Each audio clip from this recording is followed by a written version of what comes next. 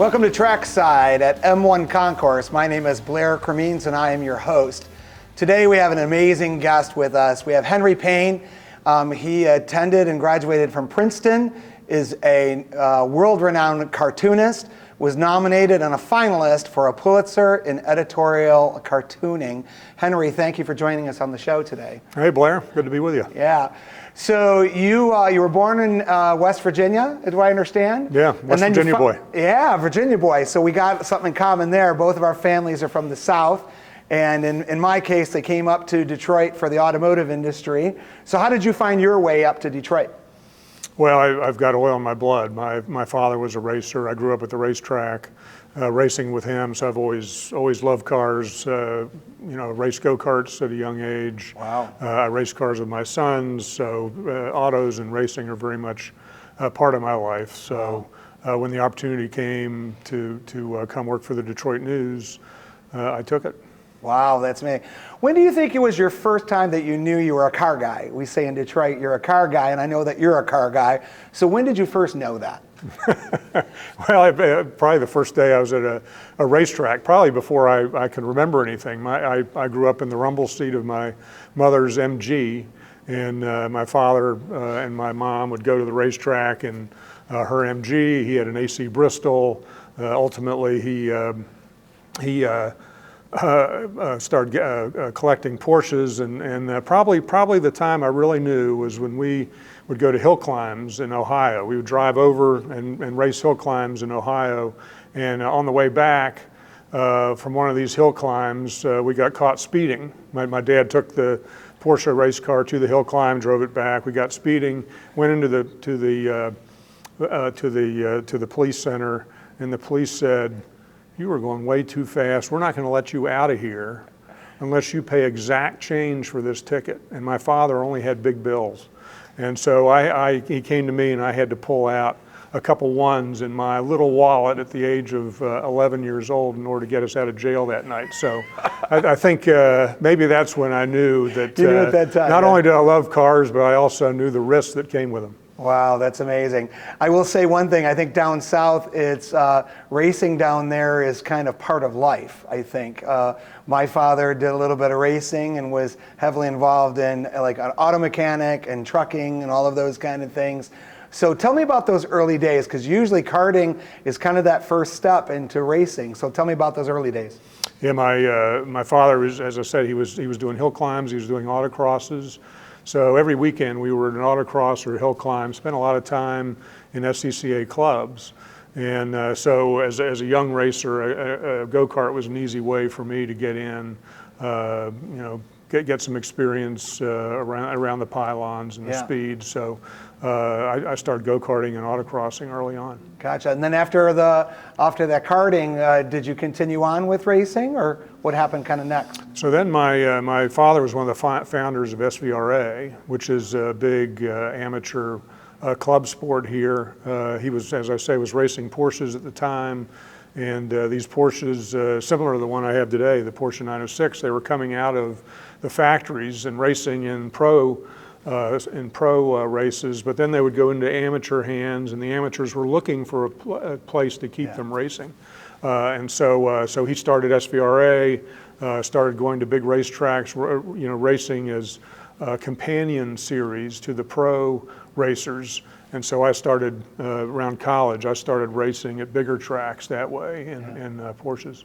You lightly mentioned the car. You've got a 1966 Porsche 906E, and I understand that's like one of three. Is that correct? Yeah, I mean all these so-called plastic Porsches are rare. Porsche really got serious about endurance racing in 1964 with the 904, first fiberglass sort of GT 24-hour race car that they manufactured. And then the 906 was the second in that series. Ultimately, the 917 is the most famous of that era of race car. But the 906 was the first car they put into the wind tunnel. It's the first car they built solely on a tube frame chassis as opposed to a unibody. And so this was a really serious race car. And at the very end of its life, the Porsche 906E, they did some aerodynamic adjustments too, and they also put a fuel-injected engine in a Porsche for the first time. Wow. What kind of horsepower are we talking, and what kind of top speed?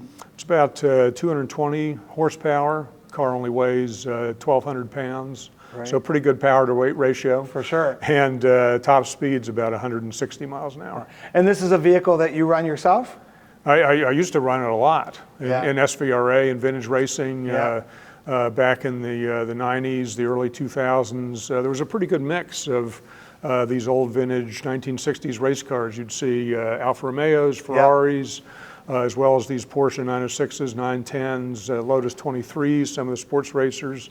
And that's sort of slowly gone away as the value of these race cars became apparent. They're all limited edition. Yeah. They're like paintings, and so ultimately the collector's market figures that out. Yeah. And the value goes up, and with that value going up, you see fewer and fewer on the racetrack. So I think we're trying I don't to race keep them anymore. Yeah, we're trying to keep some of that alive, because the American Speed Festival, I think, is really that opportunity where we don't want to see that die, right? I think Vintage Indy and some of these organizations that are really trying to keep that alive. We had someone last year, and they said, this is where you get to see some pieces that are in a museum but come to life. And one person was quoted as, "Let's set them free."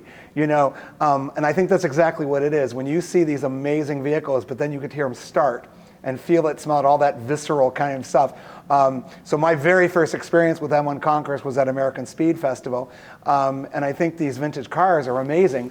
For me, probably the STP turbine car, where someone was they're sitting on top of a jet engine, and they're like, this ran at Indy, right? So I'm glad. And the other thing that I'll say is, I just kind of, some of the demographics I'm looking at is, we now have started to have some young people getting interested in vintage racing, which I think that's cool. So in your kind of experience with the Detroit News and all that you're doing with automotive, what do you see kind of trending, and what do you see happening? Is there still an interest in vintage racing? Oh, absolutely. And you see it in this town. I was just racing, not racing, but testing the new Ford Mustang Dark Horse, which is the latest 7th generation performance variant of the Mustang. We were down at Charlotte Motor Speedway, driving a production race car on track. It's extraordinary what production vehicles are capable of. But you look at Mustang, and the history of that car goes back to 1964, 1965, same vintage as my Porsche 906. So you go back and look at that lineage. Shelby, huge interest, obviously, in that era, partly through the Ford versus Ferrari film that came out in 2019. So there's so much lineage in this industry that goes back. Porsche also is always reaching back to that era. I also own a Porsche 904. And Porsche, for example, just produced the first mid-engine Porsche GTS model since the 1964 Porsche 904 GTS. So I think these manufacturers are always reaching back into their legacy, and that naturally pulls in owners as well as fans. Yeah, we had the Dark Horse here, courtesy of Ford Motor Company. Was amazing to see that vehicle, and on the day that it was brought here, we had Daniel Ricciardo here, and was pretty fun to see someone of his caliber of driving get into a car, take it around the track, and then get out with the same big smile that I would have had if I was in the car. So that was a real fun day. But I think the one thing we see is, we had the 100 year of Le Mans happen this year, which is exciting. We're going to be celebrating that this year at the American Speed Festival. But the other thing it seems is, like, underlining, I keep hearing lots of rumors and talk about, the big American OEMs getting real serious about racing again. And so, I see banners, and I see, Corvette and GM and, Stellantis and Ford, and they all seem to be making a play. So anything that's going on in the racing world that we can talk about? Yeah, it's a really interesting time, because on the production side, you see the industry, partially through government regulation, sort of forcing the industry to go electric. Right. And you go back to the early 1970s, and there was a similar regulatory pressure on manufacturers that really stalled racing. Yeah. The early 1970s was a difficult time to be a racer because of the oil crisis. Right. Washington was trying to downsize cars to use less oil, and racing really suffered. And here you go, sort of in this second regulatory 2.0, with Washington really forcing some pretty heavy regulatory rules on these manufacturers, but it is not affecting racing. I mean, Right. racing is taking off. You have the manufacturers, you have Porsche, Ferrari, Lamborghini, BMW, all coming into the prototype class, making that prototype class even more competitive than it was at the height of the late 1960s, which is considered the golden era of manufacturer sports car racing. So extraordinary things going on, and you even have Ford and GM getting into Formula One racing for the first time in a long time. So a lot of interesting stuff going on in racing. Yeah, we just watched, we had a drive-in movie night here at M1 Concourse a couple weeks ago, and we showed Ford versus Ferrari. And I feel like maybe that time is coming around again, you know, that Americans are getting excited about driving and racing, and I feel like that passion's coming back around, and of course I'm excited about that. So I'm excited about what's happening here at M1 because we've got some additional shows. We're talking about the potential of adding 2 new signature shows for 2024, so that's yet to be kind of sent out for the public, but we got some more shows coming. But I think the main thing that we want to do is create an epicenter of all things automotive, some place where we can unveil new cars, we can talk about the passion for speed. Just a few days ago, we had a hydrogen vehicle that was out here and a battery. So we're kind of entertaining it all and bringing it all into one place. But I think that passion for speed and that passion for endurance racing, I think, is going to live on forever. So I think that's pretty exciting. So just want to delve a little bit into, I see you as an iconic figure in the Detroit market, and I want to just thank you personally for all that you're doing for the automotive community. You may be one of the most important voices here in Detroit for all things automotive. So I'm greatly appreciative for all that you're doing. And what's kind of next in your career? Because I hope it goes on forever, but tell me about what's going on next for you. Well, I tell you, I mean, big shout out to M1. This is a really special place. People who in the motorsports community know how difficult it is to maintain a racetrack anywhere, out in a cornfield, much less right in the middle of a metro area. So this is really a special place to have a club in the middle of the metro area where people can come out and enjoy their cars is extraordinary. Champion Motor Speedway here also happens to be a very good technical track. So I enjoy M1.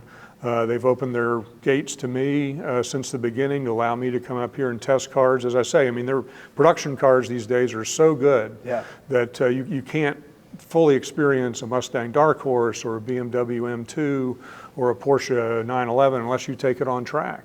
And so M1 allows me to come out here and test those cars at the limit and really learn what they're all about. So real special place here, and I look forward to see what more is coming from M1. Well, you're a track guy for sure. We know that, and I will tell you this. I'll give you an open invitation. Anytime you need to do something out here, you give me a call. We'll bring you out. We love having you. You're a good friend of M1 Concourse, and I thank you for all that you've done in Detroit. Looking forward to seeing you at American Speed Festival. I think that's going to be a fun time. And thanks again for being on Trackside. That's it for today on Trackside. I thank you guys for joining us. Come out and visit at M1 Concourse, where we are the epicenter of all things automotive, and come out and figure out why both of us are track guys. See you later.